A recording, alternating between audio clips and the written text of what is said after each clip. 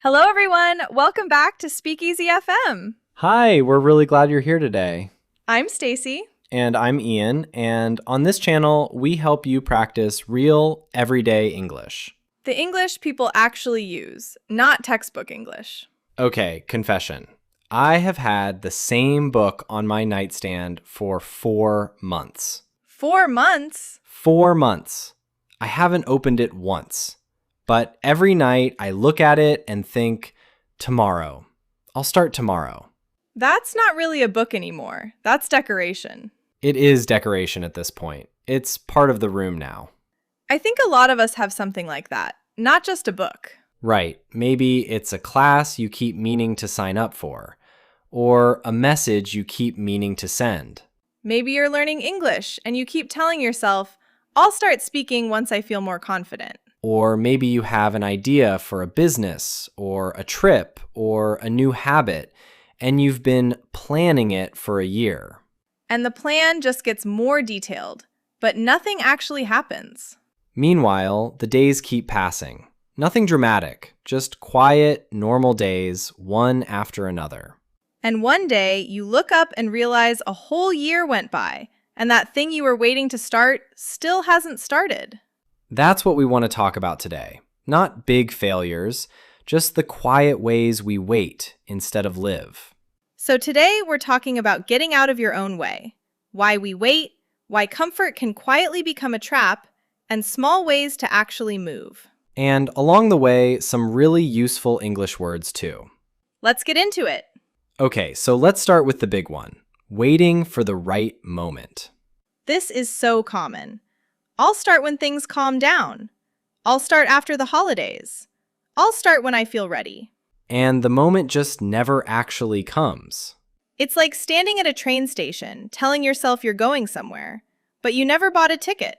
The train isn't coming for you, not until you actually decide to go. And deep down, most people already know that. They just don't want to admit it. I do this with English sometimes, actually. I know a lot of words, but in a real conversation, I still hesitate, waiting to feel fluent enough. But fluency isn't really a feeling you wait for. No? No, it's something you build, slowly, sentence by sentence. You don't wait for it and then start speaking. You speak, and that's how it grows. So waiting for confidence before you speak is kind of backwards. Completely backwards. The confidence usually comes after you start, not before. That's a hard thing to accept, honestly. It feels safer to wait. It feels safer, but it isn't actually safe. It just feels that way. What do you mean it isn't safe? Waiting feels like doing nothing wrong. Right, but while you're waiting, time is still moving. You're not standing still. You're actually moving backward in a way, because everyone else keeps going. That's a little harsh, Stacy. It's not meant to be harsh. It's just honest. Waiting isn't neutral. It has a real cost, even if you can't see it right away. So there's no such thing as a perfectly safe wait. Not really, no. The safest thing is usually just to start, even badly. Even badly. Especially badly, actually. Nobody starts anything perfectly. Okay, here's something I think about a lot. Wasting time doesn't usually look dramatic. What do you mean? It's not usually quitting a job or dropping out of something. It's smaller than that.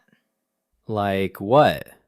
Like an extra hour of scrolling on your phone, or saying just 5 more minutes and meaning 40. Oh, I know this one very well. It's like a ship with a tiny leak. One small leak doesn't sink a ship right away. But over time? Over time, it fills up. And one day, you're standing in water, wondering how it happened so fast. It never feels dangerous in the moment, though. It just feels comfortable. That's exactly the problem. It's comfortable, so you don't notice it happening. I actually tried something last month. I tracked 1 hour of my evening just to see where the time really went. And? Almost 30 minutes disappeared into nothing, just moving from one app to another, not even really enjoying it. That's such a useful thing to try. Just tracking 1 hour, honestly. It was a little embarrassing, but really useful. What surprised you the most? Honestly, how automatic it was. I didn't even decide to pick up my phone. My hand just did it. That's the scary part. It's not really a choice anymore. It's a habit, and habits don't ask permission. Right, and none of those 30 minutes made me feel better afterward either. It wasn't even fun. It was just nothing. That's such a common feeling, actually. Not relaxing, not enjoyable, just empty. So now I try to notice it at least. When I catch myself doing it, I just close the app and do one small thing instead. What kind of small thing? Sometimes I just say one English sentence out loud about my day. Something tiny. It's not much, but it's better than nothing. That's exactly the idea. You don't need a perfect system. You just need to notice the leak and do one small thing instead. Quick pause here, actually, before we go further. Go ahead. If you want to practice with this video, you can shadow us. Listen to a sentence, then repeat it right after we say it. If we're going too fast, slow the video down. You don't need to catch every single sentence. Just repeat what you can and keep going. Little by little, it gets easier. And if these episodes are actually helping you, subscribing really does help us keep making them. It genuinely does. Okay, let's keep going. Okay, next one. And this one is a little painful for me personally. Go on. Sometimes what looks like planning is actually just fear, wearing a nice costume. Say more. I used to make these huge study plans, color folders, a schedule for every day, a whole system. That sounds organized, though. It looked organized, but I spent so much time planning, I barely spent any time actually studying. So the planning became a way to avoid starting. Exactly. It's like standing at the edge of a pool, checking the water temperature for an hour, instead of just jumping in. And checking the temperature feels productive. It really does, but it isn't. It's just a comfortable way to stay dry. So if someone keeps planning to practice English every day, but never actually speaks a sentence out loud, That's not preparation. That's fear, quietly whispering, let's plan a little more.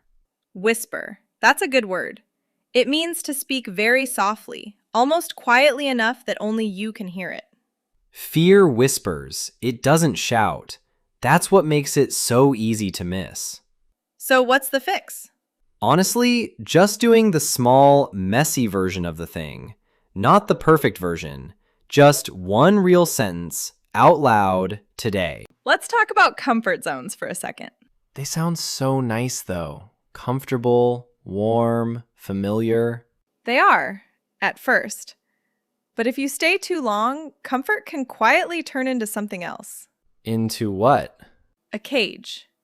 Not a scary one, a soft, comfortable one, but still a cage. That's such an interesting way to think about it. You don't notice it happening. Your world just slowly gets a little smaller, a little quieter.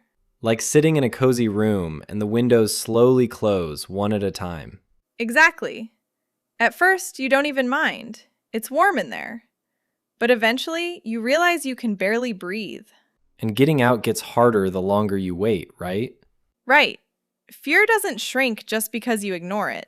You actually have to move through it. So even one small step outside the comfortable zone matters. It really does. Even a clumsy step. Even an imperfect sentence in English. Movement is movement. Let's talk about excuses for a second. Not the obvious ones. The sneaky ones we actually believe. What do you mean by sneaky? Like an excuse that sounds so reasonable, you don't even notice it's an excuse. Give me an example. I don't have time right now. That one sounds true almost every single day. It does sound true. Most days really do feel busy. But usually, it's not really about time. It's about priority. We find time for things we actually want to do. Ouch. That's fair though. I always find time to watch one more episode of a show. Exactly. So the real sentence isn't, I don't have time. It's, this isn't important enough to me yet. That's a much harder sentence to say out loud. It really is. Here's another one. My English isn't good enough to speak yet. Oh, I've said that one a lot. But think about it. Nobody's English is good enough the day they start speaking. It becomes good enough because they spoke. So the sentence is kind of backwards again, like we talked about earlier. Completely backwards. The speaking comes first. The confidence follows behind it. What's another sneaky one? I'll feel more motivated tomorrow. Oh no, I say this one every single night before bed. But motivation doesn't usually show up first either. Action usually comes first, and motivation follows once you're already moving. So waiting to feel motivated is like waiting for rain, standing outside with an umbrella closed. That's such a good picture of it, actually. It's a strange trick our brains play on us, honestly. It really is. But once you notice the pattern, it's a little easier to catch yourself doing it. Here's a thought that stuck with me. Dreams don't last forever if you never move toward them. What do you mean by that? They kind of quietly fade. Not dramatically, just slowly, without any warning. Like fruit sitting on a table. Exactly like that. You keep thinking, I'll enjoy it tomorrow, but tomorrow becomes next week, and eventually it's just gone. And by then, it's too late to enjoy it the way you meant to. Right, and I think dreams work the same way. If you're learning English because you dream about traveling or meeting new people, don't put it on the someday shelf. exactly. Even one small, imperfect action keeps that dream alive. So dreams aren't usually ruined by failing at them. No, they're usually ruined by waiting too long to even try. That's such an important difference. Failure teaches you something. Waiting just quietly takes the dream away. So today, maybe write down one dream you have and take one small, messy step toward it. That's enough for now. Okay, here's a slightly tougher truth. If you're quietly waiting for someone to come and push you, Nobody's coming. nobody's coming. Not a teacher, not a video, not even this podcast. We can encourage you, we can cheer for you, but we can't actually do it for you. Rescue, that's the word. To rescue someone means to save them from a difficult situation. And nobody can really rescue you from this one. You're both the captain and the crew of your own boat. I like that. It sounds like a lot of pressure, though. It could feel that way, but I actually think it's the opposite. It's liberating. Liberating, meaning it makes you feel free, not trapped. Exactly. Because if you're the one steering, you're also the one who can change direction anytime you want. Steer. To steer means to guide or control the direction of something. If you're steering your own life, that's actually good news. Nobody else has that kind of control over you. So instead of waiting for permission, maybe just quietly give it to yourself. That's a nice way to put it. I actually did this last year with my English, sort of by accident. What happened? I was waiting for a class to start or a friend to practice with, and neither one happened for months. So what did you do? Eventually, I just started talking to myself. In my kitchen, in the shower, wherever. No teacher, no partner, just me. And that actually worked? It really did. Not perfectly, but it moved. And moving was the whole point. That's a really good example of steering your own boat, honestly. It felt a little silly at first, but it felt a lot better than just waiting. Last part, and I think this one matters the most. What's that? When I think back to my hardest moments, it usually wasn't because I tried and failed. What was it then? It was because I didn't even try. I just stayed still, doubting myself. Doubt. That's such a heavy, quiet feeling. Not being sure about something, even something small. Exactly. And regret doesn't come from doing something badly. It comes from doing nothing at all. Right. Even a messy, awkward step forward is still real movement. And movement is energy. It's life. So even a shaky sentence in English still counts. It counts more, honestly, because you chose to try instead of staying comfortable. That's actually a nice way to think about mistakes. Action is kind of the antidote for regret. Antidote, meaning something that fixes or stops a bad feeling. Exactly. You don't outgrow regret by thinking about it more. You outgrow it by doing something, even something small. So being a little courageous today matters more than being perfectly ready. Courageous. Being willing to try, even when you're a little scared. That's the whole idea. I like that a lot. Okay, let's slow down and go through today's key words. First word, trap. A trap is a situation that quietly holds you back, even when it feels comfortable. Example. Staying in a job you don't like, just because it's familiar, can become a trap.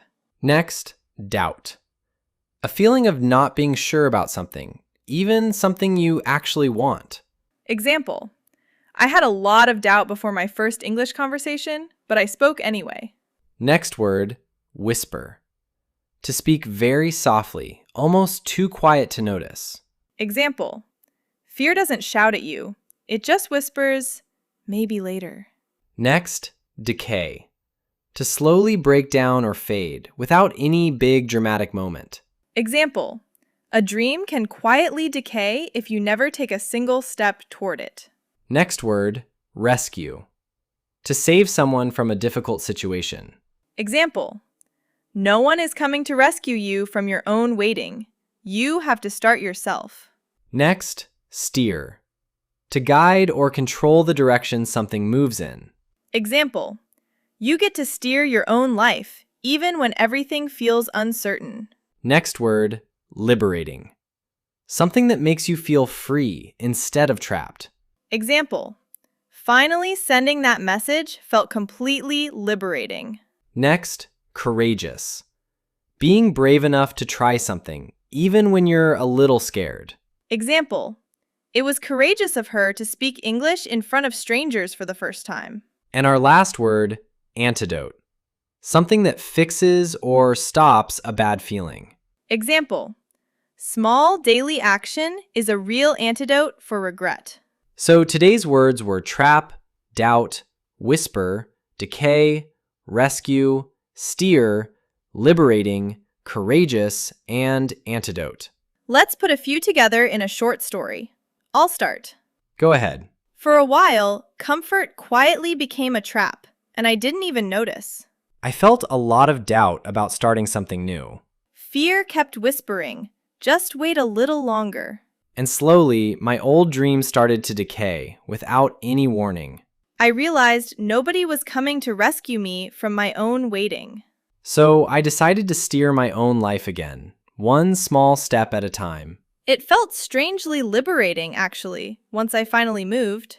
It took being a little courageous, even while I was still scared. And honestly, that action became the best antidote for all that regret. 9 words used naturally in one short story. That's always the real goal. Not just knowing the words, but living them. Okay, let's wrap up everything we talked about today. We talked about waiting for the perfect moment and how it usually just never comes. We talked about the small, quiet leaks that slowly waste our time without us even noticing. We talked about planning that's really just fear, wearing a comfortable costume. We talked about comfort zones and how they can quietly turn into cages. We talked about dreams and how they fade from waiting, not from failing. We talked about steering your own life instead of waiting to be rescued. And we ended with action being the real antidote for regret. That's a lot to think about today. It really is, but hopefully something in there gives you a small push. Okay, it's time for our favorite part. The question of the day. Today we have 2 questions for you. First, what is one thing you've been waiting for the right moment to start? And second, what is one small, messy step you could take toward it this week? I'll go first. I've been waiting to start running again for almost a year. My small step is just putting on my shoes tomorrow morning. Nothing bigger than that. Mine is that book on my desk about starting a small business. My small step is reading just 1 page tonight. Just 1. Small steps really do add up. They really do. Now it's your turn. Write your answers in the comments. In English if you can. Even one short sentence is great practice. We read every single comment. Every one. We really do love hearing your stories. Thank you so much for spending this time with us today. If you enjoyed this video, please give it a thumbs up and share it with someone who might need a small push today. And subscribe to Speakeasy FM so you don't miss our next episode. New videos every week. Remember, you don't need to feel ready. You just need to take one small, honest step. Messy action still counts. Waiting doesn't. From both of us, Keep learning, keep practicing. and have a wonderful day. Bye, everyone. Bye.